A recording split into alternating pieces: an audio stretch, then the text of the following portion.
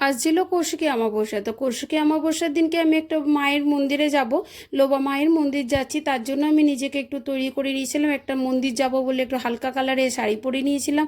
আর যেহেতু মায়ের মন্দির তাই একটু লালের ছোঁয়া রাখতেই হবে, তাই একটা রানী কালার ব্লাউজ, লাল লিপস্টিক আর সঙ্গে কিছু সেট, অনেকগুলো অদল বদল করার পর ফাইনালি ঠিক হলো যে আমি এই সেটটাই পরবো।